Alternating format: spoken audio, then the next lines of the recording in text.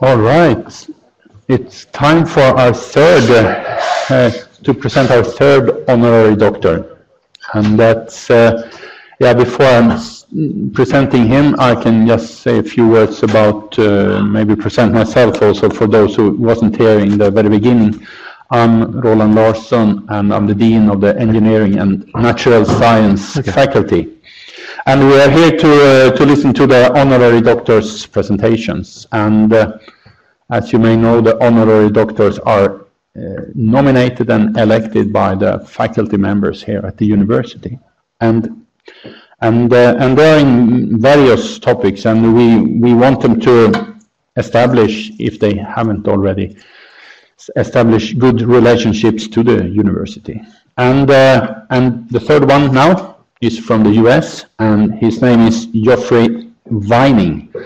And he's a professor at Virginia Tech in Blacksburg, Virginia, US. And his area is something completely different than from the other ones, of course, and that's statistics. And that's also a very hot topic, I understand. So it's, we need a lot of statistics in the world, and becoming working with statistics is very popular. It's very easy to get a good job. Geoffrey is working more precisely with experimental design and analysis for quality improvement. So it's a connection to how to make things better and better. And he will definitely tell you more about that. I have also learned that he is working with response surface methodology and statistical process control. And I guess we also will learn more about what that is. Also, I can't really explain. He got his PhD in 1988, and he later then became a professor in 1999. And he has a long list of academic merits, including some prestigious awards. And he has also been here in Luleå before. He is acting as opponent and grading committee members, for example. And he has also been teaching here, and he actually lived here for 4 months at around this time of the year. So he has experienced the darkness. So, and he's coming back. That's a good sign. Yeah. So, and he's also working, as I understand, he's working together with industry, and since LTU also have that profile, it's I think we have many surfaces together, touch similarities in that way. So now I will stop talking here, and please, Geoffrey, the floor is yours.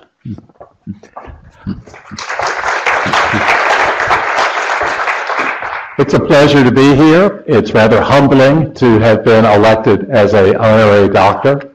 I thank the university, I thank Bjarne Bergquist for nominating me. Let me get to the title of my talk.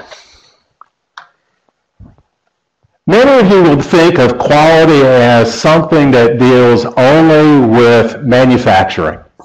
For example, making pins and pin barrels. And that's the beginning of my journey. I want you to see that what we do is actually fundamental to society. It's fundamental to the future of society. I want to transform how you view this. That is my goal today. Okay? No equations. Okay? I promise. No equations. We as statisticians are often accused of being accountants with less personality. Okay? We're not going there today.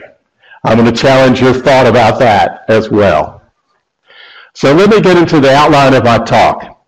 To appreciate the future of quality, I think you need to appreciate my journey in quality. So I want to give some background on that.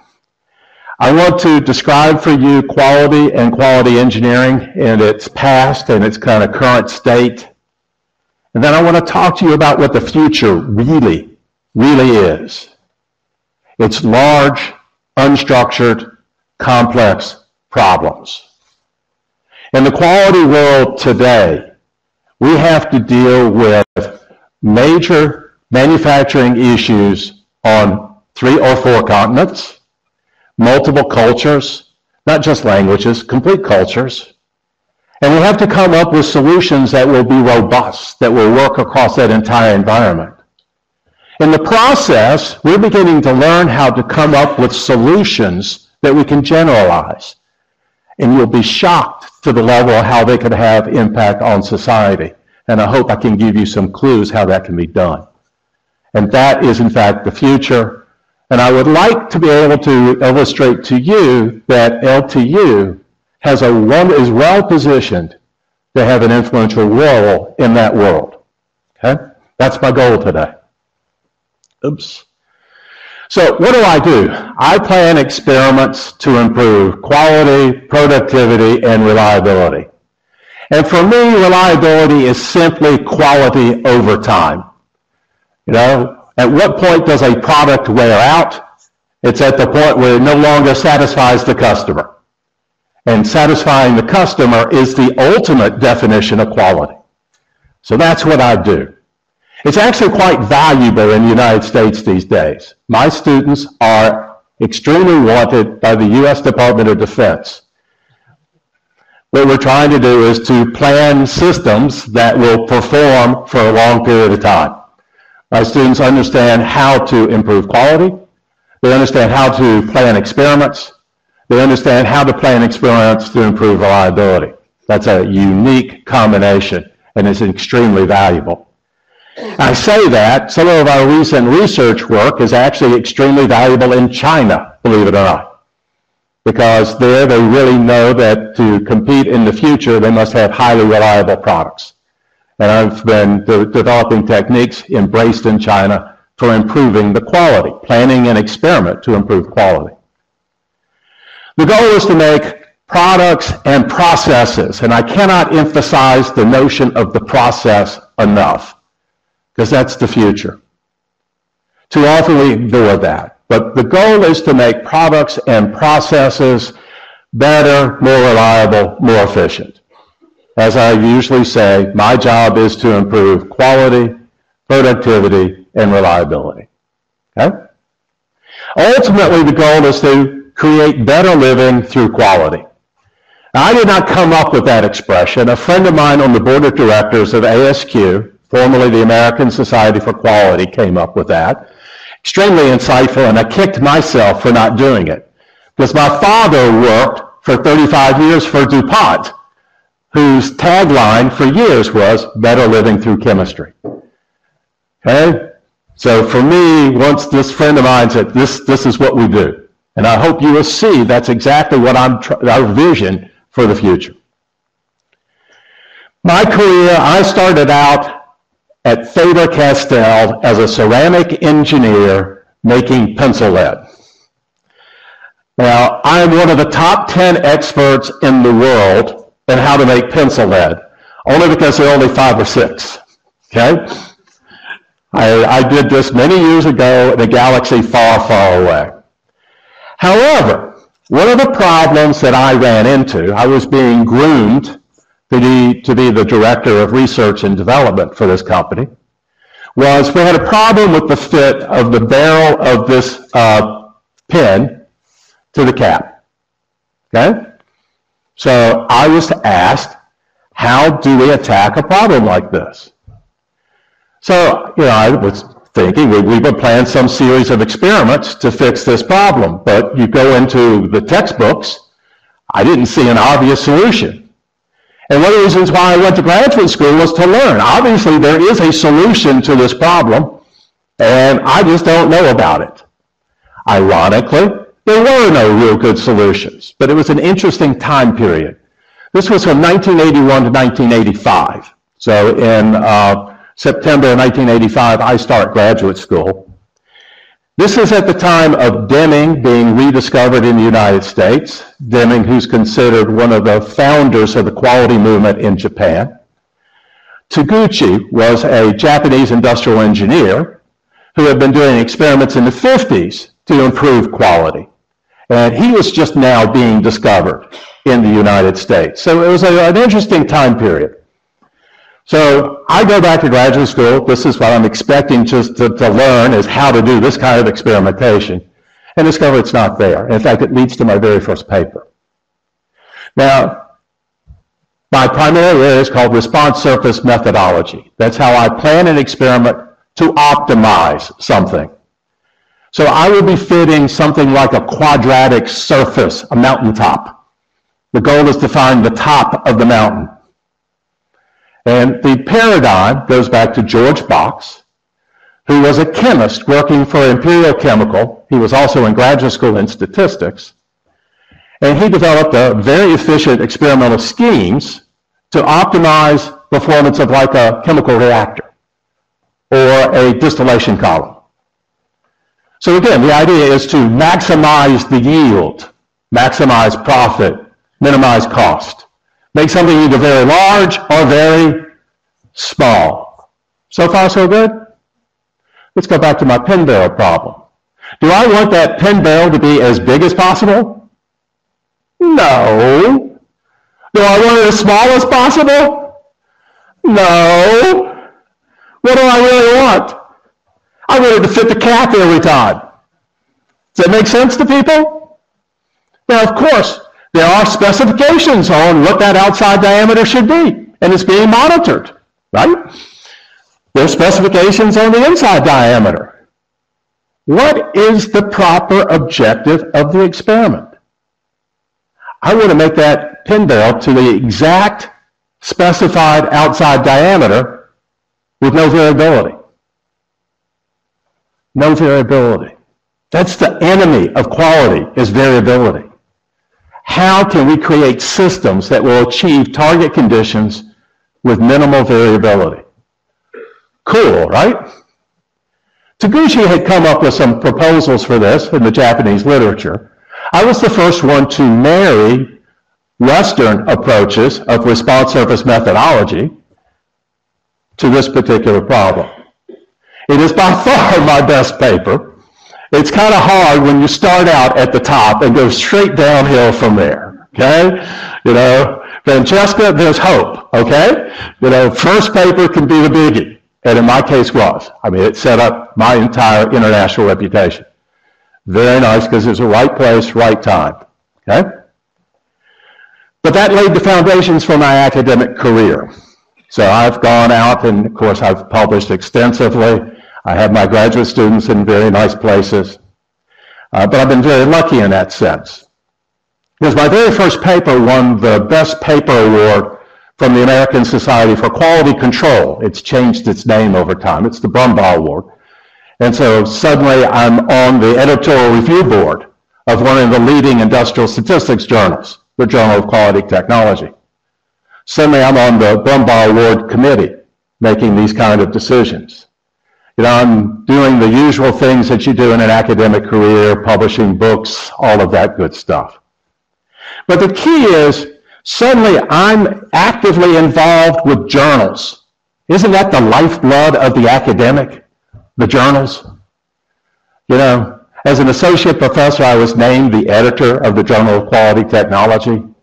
Later, I would become the chair of the Publications Management Board for the American Society for Quality. I mean, it just opened up all sorts of avenues for me. Ultimately, it led to me to the senior levels of ASQ. I was an executive officer last year. I was the treasurer of the society. But it opened up vistas that you don't normally have. You normally think of the statistician working in their little cubicles or in their little offices and not having a big picture perspective. The beauty of my career, I've been very lucky, is to have those avenues opened up, and that's what I really want to share. My career has been a combination of tools and big picture. My students today are developing new statistical analyses, methodologies for complex problems. Those are the tools. But if you ask me, when I write papers now where I am the sole author, I'm more focused on policy and big picture on how we can address these problems.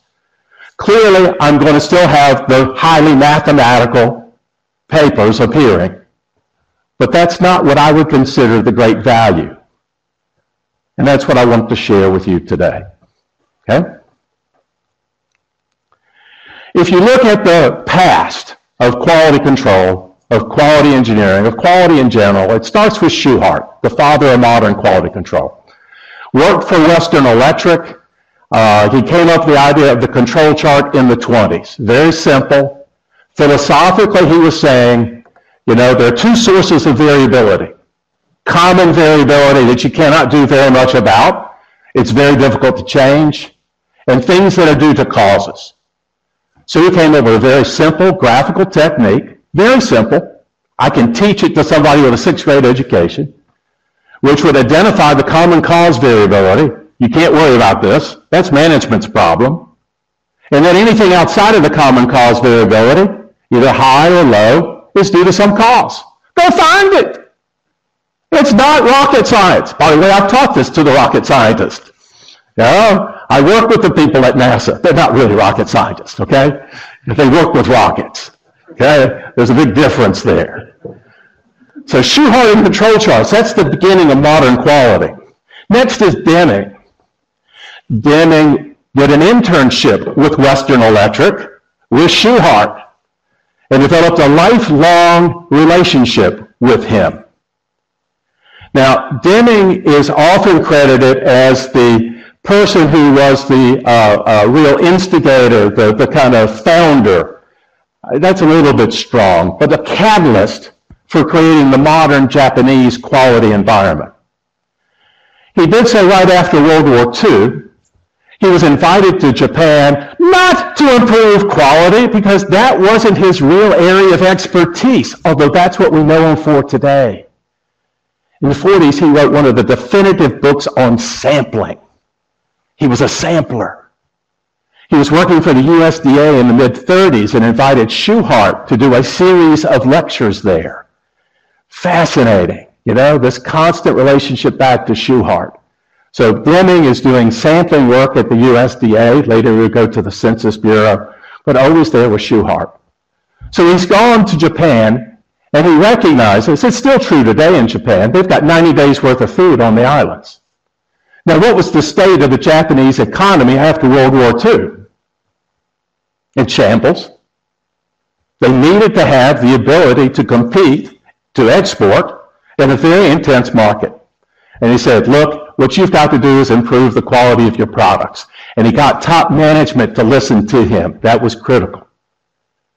But with that, you began the quality revolution within Japan. Because what does it take? If you're going to compete in a global market, you need to have something that differentiates you. Deming is very famous now for the book Out of the Crisis, but the original title of that work, the first version, was Quality, Productivity, and Competitive Position. And that was his basic argument. It's a philosophical argument. But notice what I do. I plan experiments to improve quality, productivity, and reliability, which I would argue today is the key for competitive position. Juran also worked for Western Electric, very famous industrial engineer. And Juran is famous for setting up the quality management and quality systems that were embraced by Japan. Very famous for his handbook on quality engineering. So, very famous. And I really share a tie. I've got this on a slide down the road. I'm not the first quality geek to be honored like this by Luleå. Juran received an honorary doctorate from here the year he was 100. I'm getting him a little younger, okay? I'm proud of that one. The major quality programs were things like total quality management, coming out of Japan. Continuous improvement was kind of how it morphed in the United States. Six Sigma, Lean Six Sigma, that's extremely important. That came out of Motorola, but it's a continuation of this general theme. But it's much more structured, it's more bureaucratic, it's more strategic. And those are all important ideas, and we'll build on those. Baldrige criteria, National Quality Awards, building off Japan's Deming Prize. Yes, it was named for Deming. Okay? But in the United States, we have the Baldrige National Quality Award, and there are various implementations across the world. There are issues that we face in our current environment in the quality engineering world. These are stumbling blocks that get in our way. Our strengths often become our weaknesses. The emphasis on technical tools. Now, that's great if you work with an audience that understands what in the world you're doing with them. But to talk about the tools with an audience that does not understand doesn't work very well. Deming's biggest problem in communicating with really the top corporate leaders is he would say, well, we just reduced your defect rate from 5% to 2%. And most corporate executives would yawn. Okay, that sounds wonderful. What happened with Six Sigma is suddenly the metric was not how much you improved the process by defectives, how much money did you make me? When you talk to those people, they don't care what the technical tools are. They care about how much money did you make me? What do we invest in this program, and what was the return? That is a radical new perspective. That's not how the statistician thinks, by the way. And that's an important impact for the future of quality and quality engineering. We can no longer think like the technical nerd, the statistics whiz in the background. We have to be able to communicate in languages that are understood, and the language of business is ultimately about profit and bottom line. Bureaucracy. I have many friends in ASQ who do quality audits, and the attitude is, if it's not documented, it was never done. That's fine, I understand that, and that's very important if you're dealing with the Food and Drug Administration in the U.S., because they have a very similar attitude.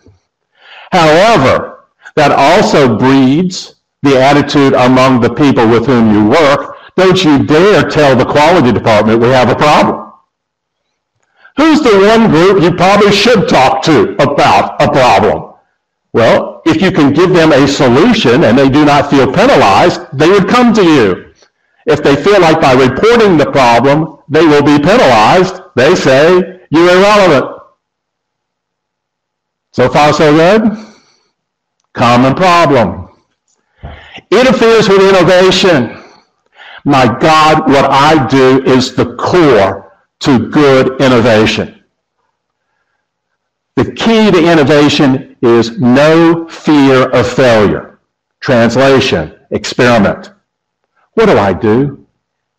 I plan experiments. And if you're not willing to risk failure in experimentation, you're not willing to accept the possibility of huge success. That's fundamental. A good experiment should have failures. If nothing else, they tell you where to avoid. So far, so good? Yet, the mindset of focus on tools, not being able to communicate well, focus on bureaucracy, you look like you impede change rather than support change. And the key to innovation is supporting change. Silos. These are my favorite. I don't know if... I like to talk about many quality professionals as prairie dogs. You know, they bury very deep in the ground, but they don't go very far side to side. Don't we all know people like that? The technical whiz that you don't ever take out of the office, you know? Silos. Failure to communicate with other disciplines and other people. God, that's the key to failure. Because the future requires interdisciplinary teams. It requires sharing of expertise, sharing of talents. So being very deep in your hole, in your area, and I don't care what that area is, aerospace engineering, chemistry, mathematics, or statistics. That's not going to lead to the successes. It's not going to lead to what I view the quality of the future. This is fatal, not being viewed as core to the organization.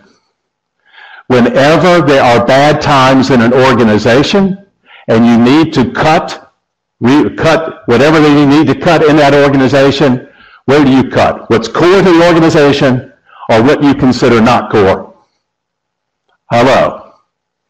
So if suddenly you're in a function that is viewed as pure overhead, when life is good, you're providing value, but I don't see your value as essential to the success of my organization, adios, gone.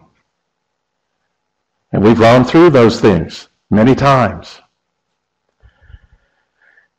The common definition of quality, and this even goes back to Duran, is conformance to specifications. And specifications are actually very legal. They're the results of the contracts. You know, in theory, if you meet the specifications, you are satisfying the customer. However, if the focus is purely on the specifications and not the needs of the customer, then you have a problem. I work with weapons testing in the U.S. Do you know how long it takes to go from concept to actual operational develop, putting the product out, that new weapon system online? Take a wild guess.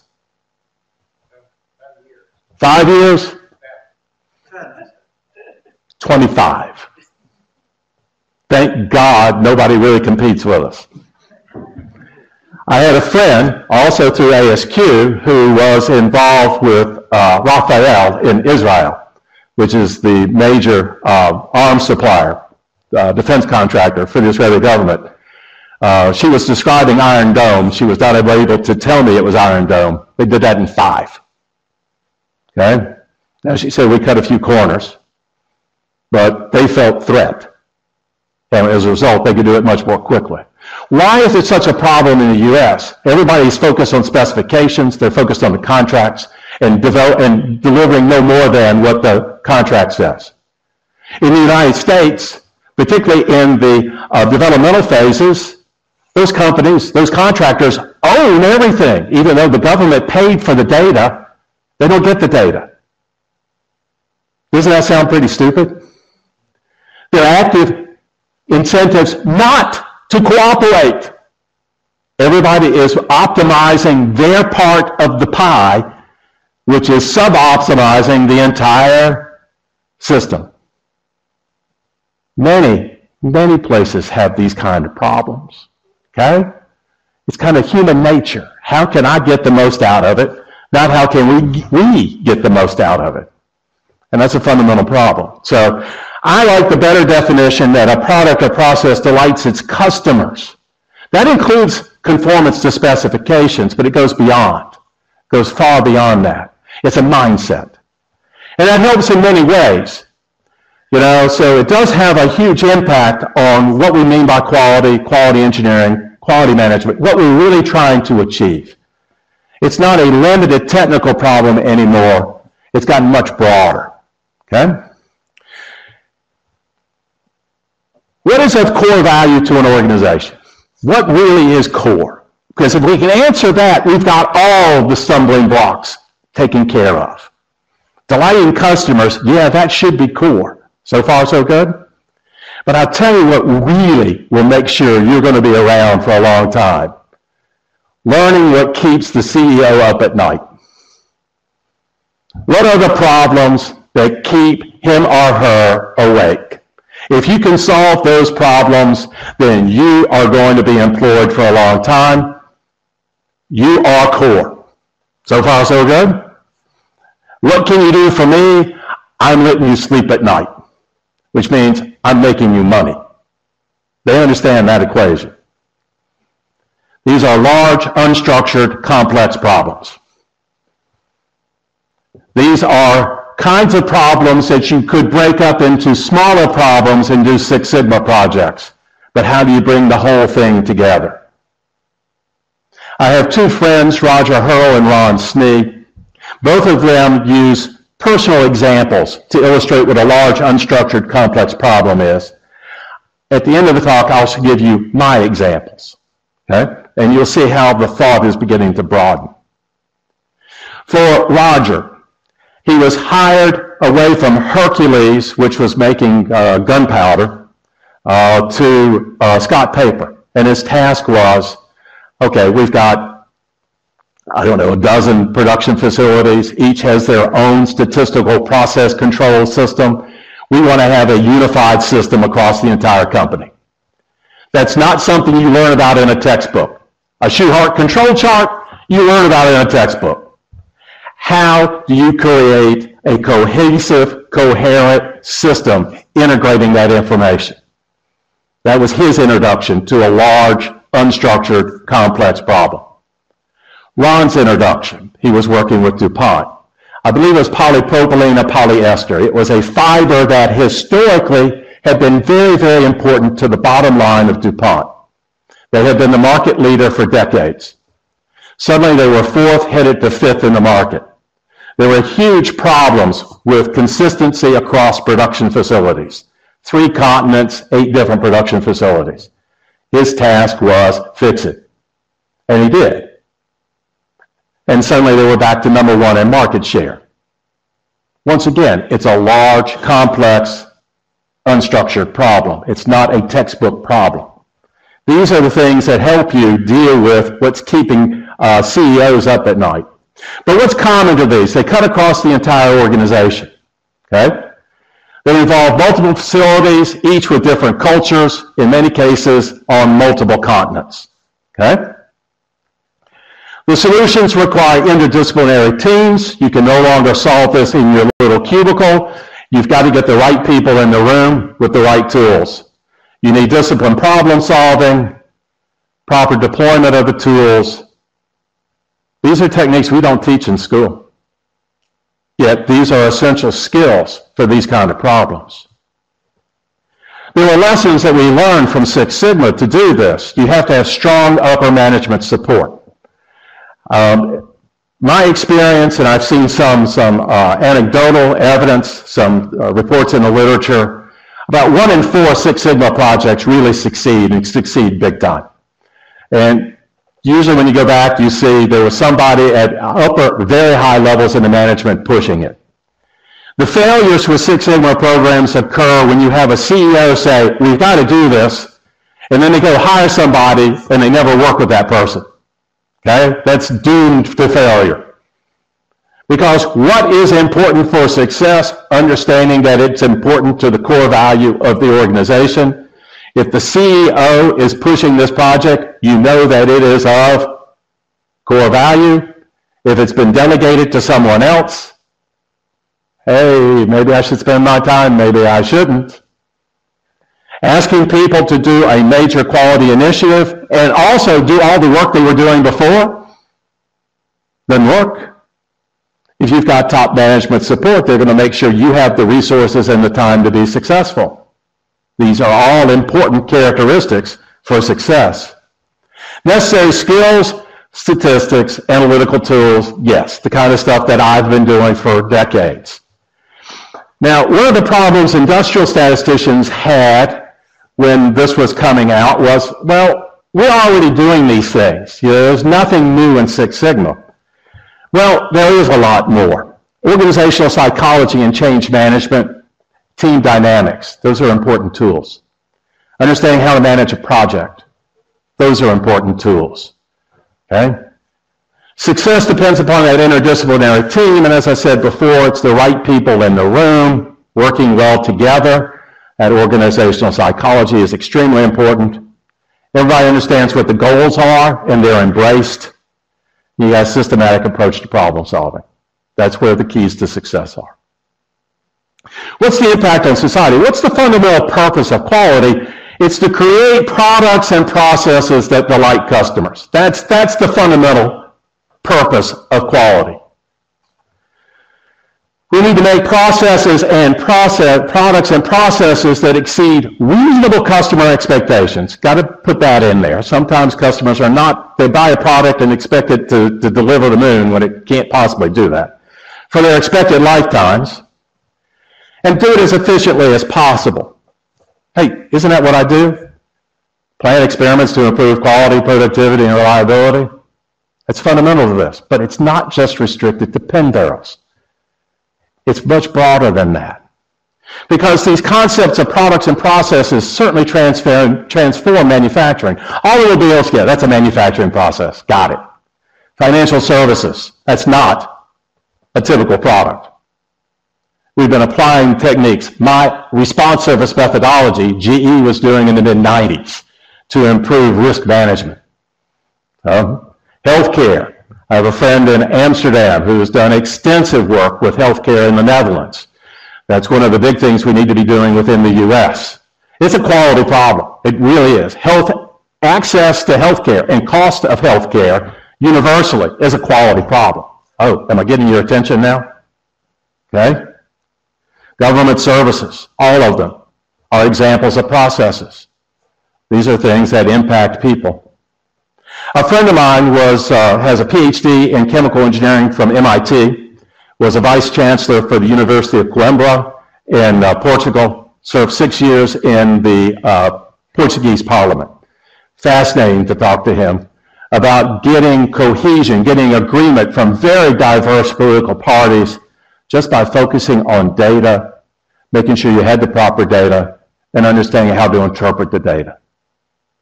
Okay? Very, very fundamental. Society's most basic problems are large, unstructured, complex problems. Example, clean water. This is a classic. And in fact, the best approaches, I've had to do research on this, for dealing with clean water are localized projects.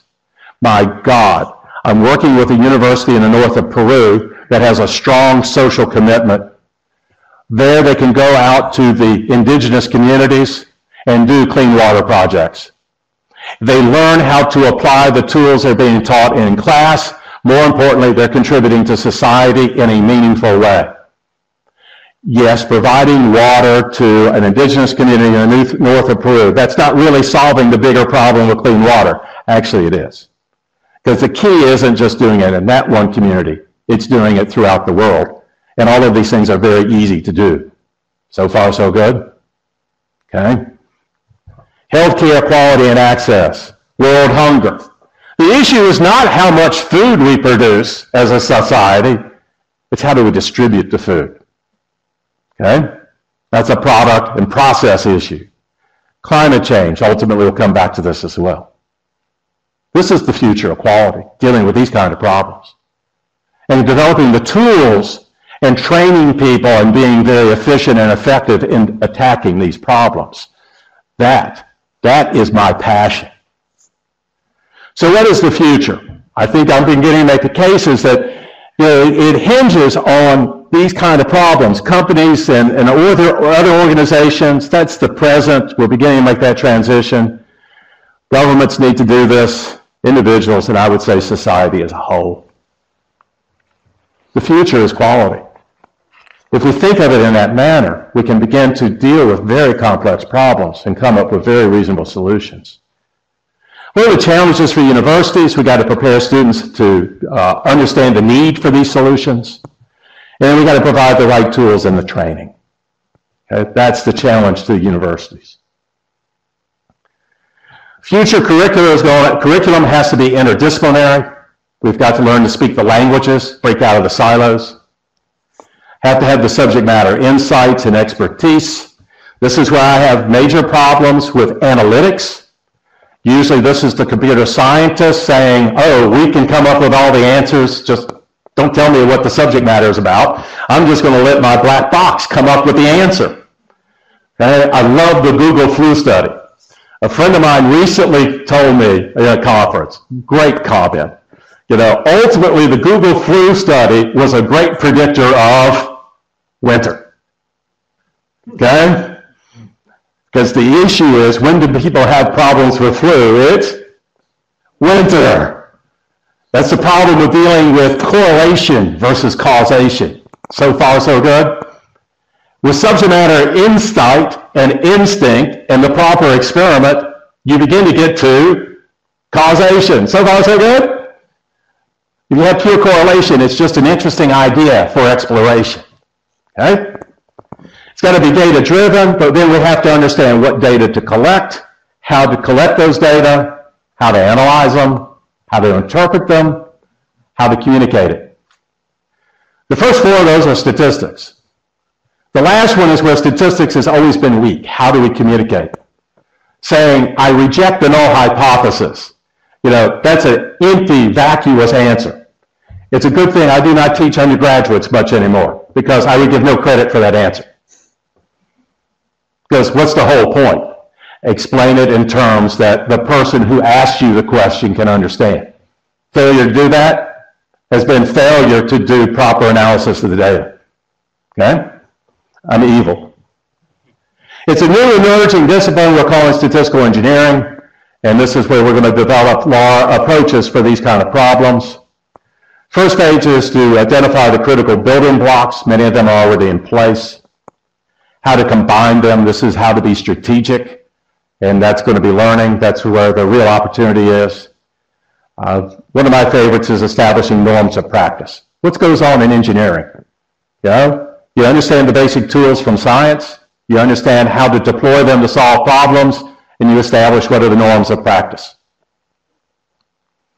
This field crosses statistics, engineering, science, business, because we've got to speak the language of business, psychology, I've already touched on that, social sciences, even things like anthropology and dealing with different cultures. Because as I said, these problems cross cultures. Even if it's the same race of people, there are different cultures. Each facility has its own culture. Insights from anthropology can be very important. NASA, by the way, employs cultural anthropologists to help it improve what it does. The goal, ultimately, is better living through quality. That is our objective. This is my last real slide. LTU is well positioned to do this, believe it or not. Okay? It truly is, because it's got an excellent history. I mean, Duran, I got that one. Okay? But you've got people here who understand the tools. They understand how to apply the tools. But more importantly, they're in quality technology and quality management. So they understand the business world as well. Okay? So you have a good faculty here, good starting point, with a unique combination of skills. Quality management, that's much more than just the technical tools. They've got the basic quality engineering tools. They're open to the big picture, but you know, one that's really big to me is the Swedish culture, which really has the social contract. Okay? The notion of going out and helping to help. The fascination with other cultures. You know, I see that as a huge benefit, something that we do not have in the U.S. So I see this as a rich opportunity for this university. So I think this, and ultimately I think they can embrace the notion of what we're doing this for is really for the benefit of society, which again I see very much embedded in Swedish culture. So with that, I thank you very much. It's been an honor, and again I'm very humbled by this. So I hope I've broadened your view of what we do in the quality profession. So thank you. All right. Thank you for this high-quality presentation. Thank you. So I guess we have a number of questions. Uday. Uday Kumar, I am professor of maintenance engineering here. Okay. Actually, when I look at your slides and your lecture, it was very interesting and it confirmed some of my thinking and all. Maintenance comes into pictures because loss of quality. Amen. And unreliability. They bring the maintenance as a compensating function. Yes. But I was surprised you didn't name maintenance anywhere. Maybe you are not working with that. Well, actually, my father was the works engineer for a DuPont plant that was the most profitable in DuPont for many years. The Federal Trade Commission in the United States was threatening to break it off as a completely separate company. He was in charge of maintenance. So for me, I view maintenance as just an important component within the reliability function. So I apologize for that. Because right now my particular work has been much more focused on the reliability function itself. No, it's okay. And I'm associated with quality actually. I was a student member of SQ and has been member, and I have been reading quality technology very carefully. A lot of very thought-provoking articles, nice pictures and all. So thanks a lot. Thank you. Nice. Oleg.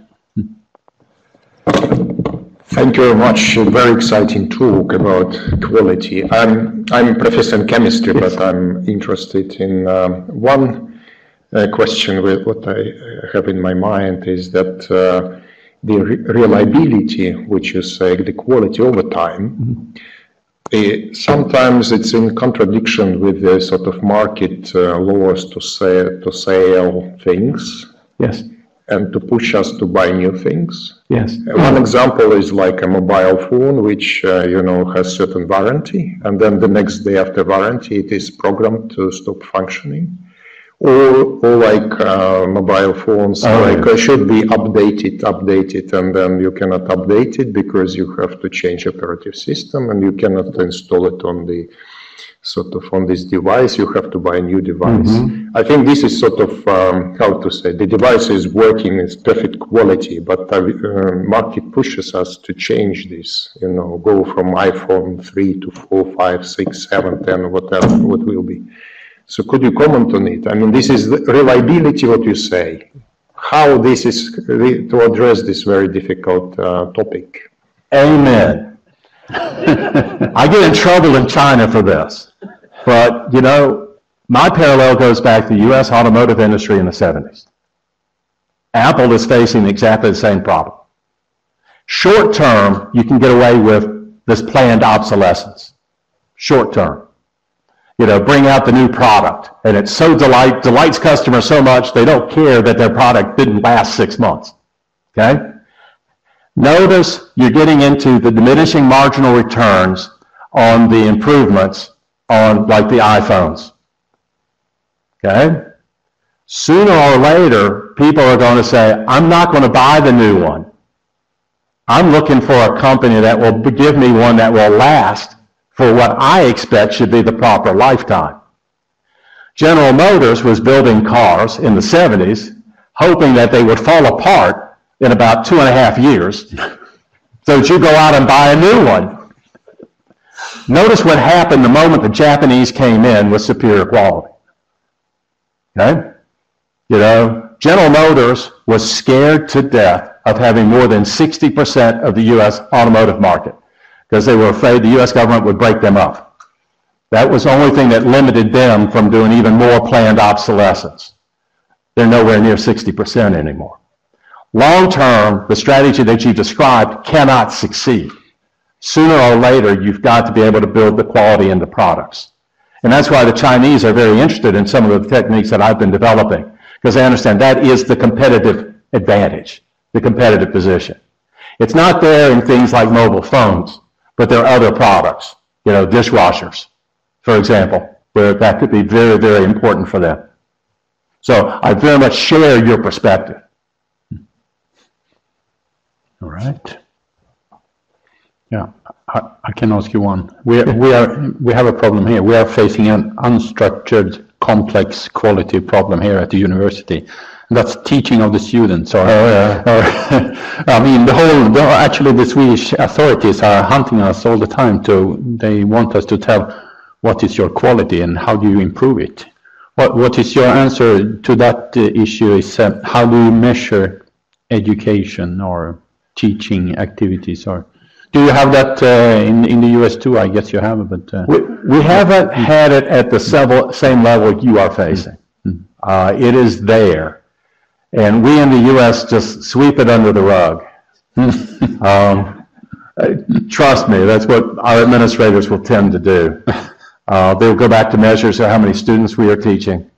But when you go back to the actual quality of the education itself, I do not know what good measures. As someone who, I do innovate, I do try to come up with ways of better instruction. I do hybrid classes, for example.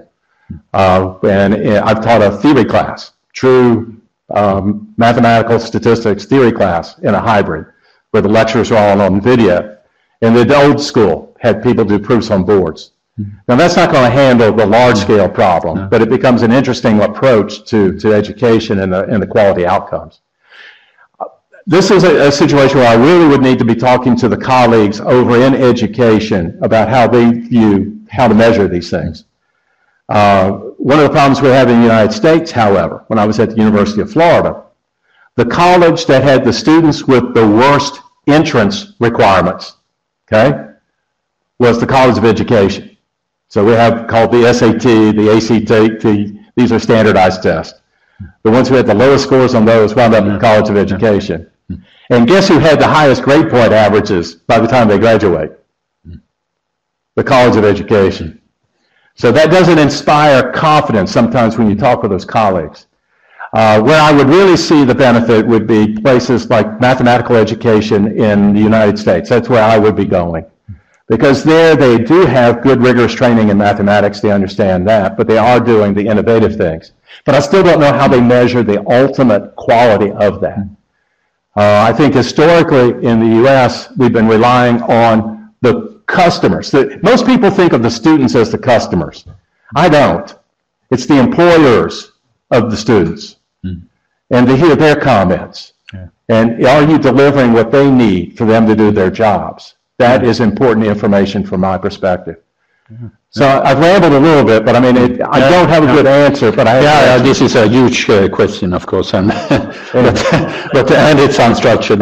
So it's definitely, we are not trying to measure the results really. We are trying to measure the methods and the possibilities we have to give a good teaching. We don't measure the actual outcome. So, but maybe we should ask the employers. That's a good thing. Well, to process more students, but for them not to be able to meet the expectations of your customers, that's high production, but a lot of reject rate. All right. Let's stop here. Katrin is looking at me, and I think she wants to stop. Thank you very much, and thank you very much for interesting presentation. So, thank you. And thank you very much to all of you who came here, and thank you for all three speakers here. And we are really looking forward to meet you much more here at the university. And so, thank you very much.